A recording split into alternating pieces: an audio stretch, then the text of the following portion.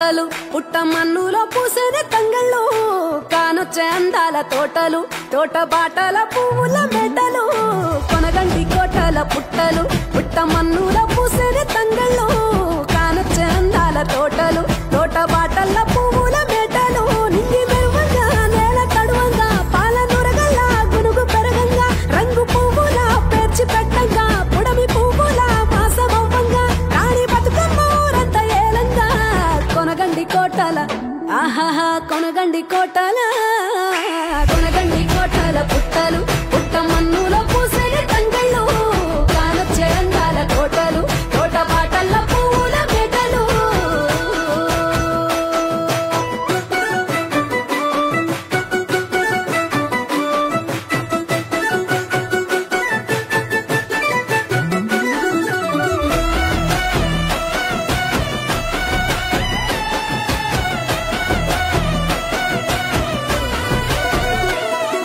శివుని ముద్దు గుమ్మను గుమ్మడాకుల నడుమల నిలుపంగా చీకటే రంగు పులుముకొని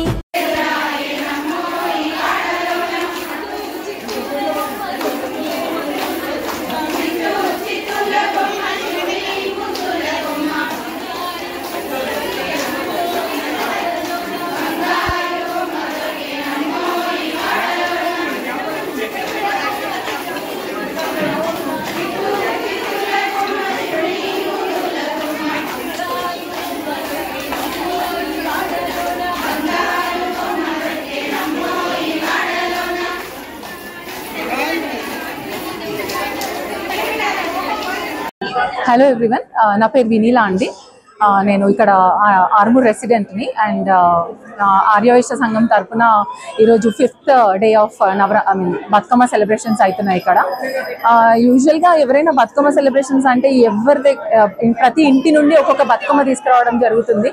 కానీ ఇక్కడ మన దగ్గర స్పెషల్గా ఆర్మూర్ సంఘంలో ఎలా అంటే ప్రతి ఇంటి నుండి ఒక ఆడపడుచు వచ్చి అండ్ పూలు పేర్చడం కానీ ఆ బతుకమ్మ చేయడం కానీ అండ్ ఎంతో ఆనందంగా ఆహ్లాదకరంగా చేస్తారు.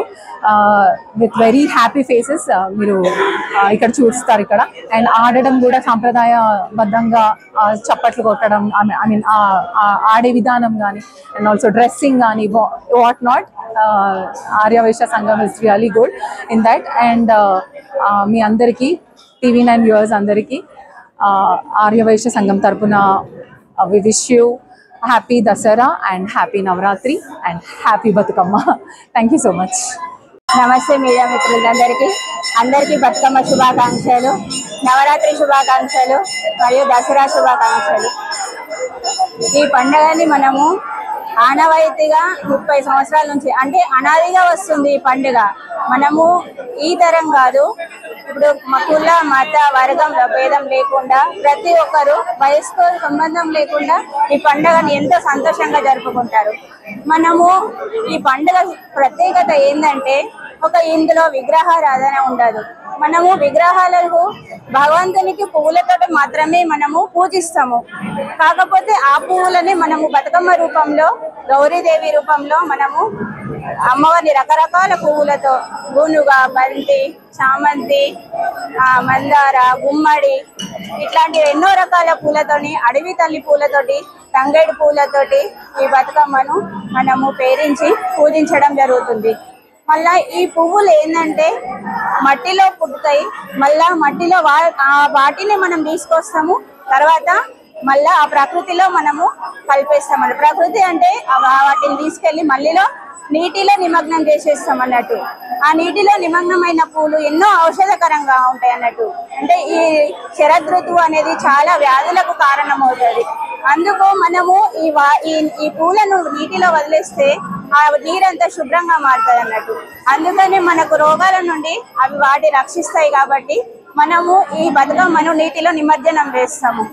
కాకపోతే ఈ బతుకమ్మను మనం ఎందుకు జరుపుకుంటున్నామంటే మనకు ఈ గౌరీమాదేవి మహిషాసుర మర్దన చేసిన తర్వాత ఆమె అలసిపోయి 9 రోజులు నిద్రలకు వెళ్ళిపోతుంది అన్నట్టు.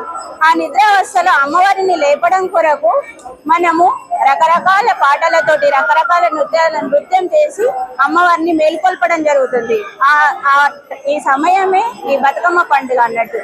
అమ్మవారిని మేల్కొల్పడం జరుగుతుంది. తర్వాత ఈ బతుకమ్మ సంబరాలు కూడా అందరూ ఆనవాయితీగా జరుపుకోవడం జరుగుతుంది. అప్పటి నుంచి ఆ కాలం నుండి ఈ కాలం వరకు కూడా ప్రతి ఒక్కరు వయసుతోటి సంబంధం లేకుండా చిన్న పెద్ద కుల మత వర్గ భేదం లేకుండా ఈ పండుగను చాలా సంతోషంగా జరుపుకుంటారన్నట్టు.